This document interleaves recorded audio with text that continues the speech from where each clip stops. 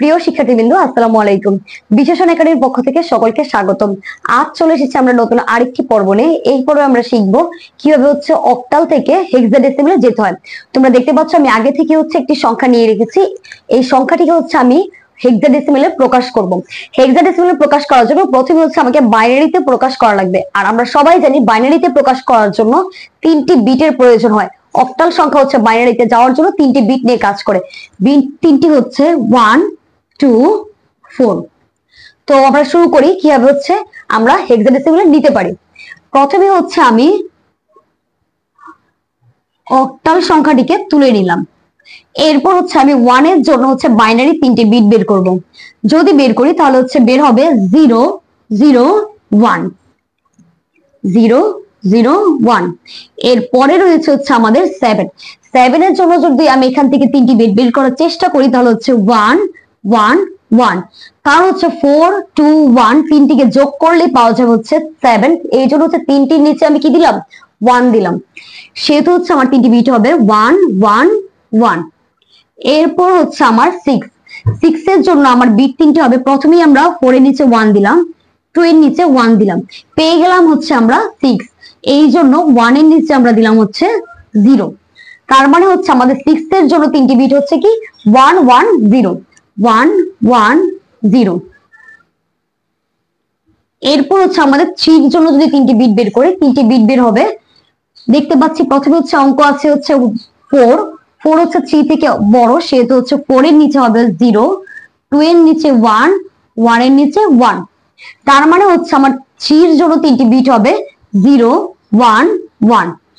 এরপর 4 এর জন্য যদি আমরা 3টি বিট বের করতে চাই তাহলে বের হবে 1, 0, 0।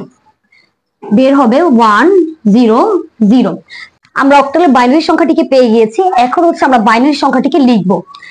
প্রথমেই দেখতে পাচ্ছি আমাদের 0, 0, 1। এরপরে 3টি বিট 1, 1, 1। এরপরে 3টি 1, 1, 0। যেহেতু উপরে 3টি বিটের জন্য নিচে 9টি বিট রয়েছে, এরপর একটি পয়েন্ট রয়েছে, সেহেতু আমি এখানে একটি পয়েন্ট দিয়ে দিব। এরপর উপরে 2টি বিটের জন্য নিচে বিট রয়েছে 6টি।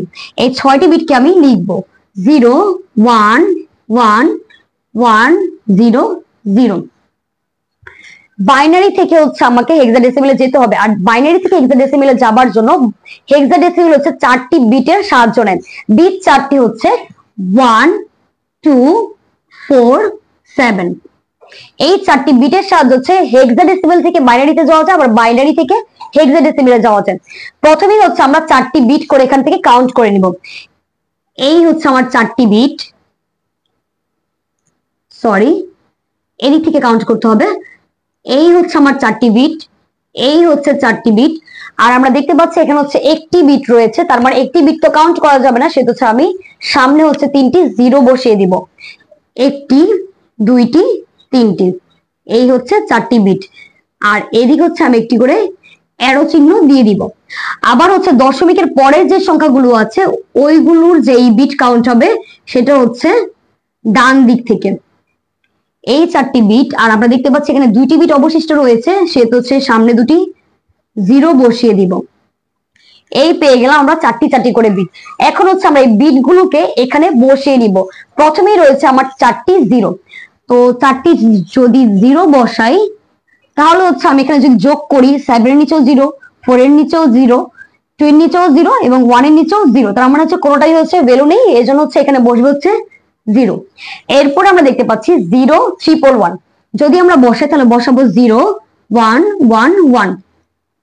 যেহেতু 7 এর নিচে 0, তার মানে 7 কাউন্ট হবে না। 4 এর নিচে 1, 2 এর নিচে 1, 1 এর নিচে 1 রয়েছে। এরপর আমরা যোগ করে দিব। যেহেতু 3টার নিচে 1 রয়েছে, সেহেতু এই 3টাকে যোগ করব। 4, 2, 1। এই 3টিকে যোগ করলে আমরা পাবো 7।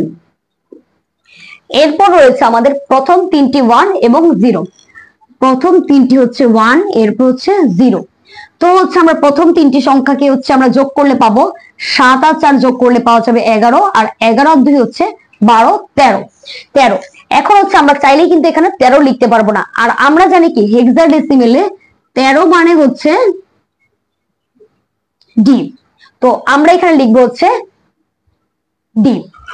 এরপর হচ্ছে আমাদের রয়েছে 0 1 1 1। তো এখানে যদি আমি লিখতে চাই 0 1 1 1 এইভাবে লিখবো। লেখার পর আমরা দেখতে পাচ্ছি 7 এর নিচে হচ্ছে 0 রয়েছে, তার মানে 7 কাউন্ট হবে না, কাউন্ট হবে হচ্ছে পরের তিনটি সংখ্যা। পরের তিনটি সংখ্যাকে হচ্ছে আমি যদি যোগ করি তাহলে পাবো হচ্ছে 7। এরপরে হচ্ছে আমার 4টি 0 রয়েছে, তার মানে হচ্ছে আমাকে একটি সংখ্যাও কাউন্ট করা লাগবে না, তার মানে হচ্ছে এখানে পাবো হচ্ছে 0। এই তো আমরা পেয়ে গেলাম হচ্ছে আমাদের হেক্সাডেসিমেলের বিট গুলো। এখন যদি আমরা এটিকে সাজিয়ে লিখতে চাই তাহলে কিভাবে লিখবো? প্রথমে হচ্ছে আমরা অক্টাল যে সংখ্যাটি রয়েছে সেটিকে তুলে নিব। 174.34 অক্টালের বেস 8 লিখে নিলাম। এরপর হচ্ছে আমরা যেটিকে পেয়েছি সেটা লিখবো। যেহেতু হচ্ছে সামনে 0 রয়েছে, 0টা হচ্ছে আমরা না লিখলেও পারি, আর তোমরা যদি চাও লিখতে চাও তো লিখতে পারো, কোনো সমস্যা নেই, কিন্তু আমি এখানে লিখবো না কারণ সামনে 0 কোনো ভ্যালু নেই, এই জন্য আমি লিখবো না। 7D। 7 আর ডি এর পরে রয়েছে হচ্ছে পয়েন্ট, এরপর আমি দিয়ে দিব পয়েন্ট। আর এখানে রয়েছে 70। যেহেতু হচ্ছে আমাদের হেক্সাডেসিমেলের বেজ হচ্ছে 16, সেহেতু হচ্ছে আমাদের এখানে লিখতে হবে 16। এই হচ্ছে আমাদের অক্টাল থেকে হেক্সাডেসিমেলে যাওয়ার নিয়ম। আজ এই পর্যন্তই। নতুন পর্বে আমরা নতুন কিছু শিখবো। সবাই বিশেষণ একাডেমির সাথেই থাকবেন। ধন্যবাদ।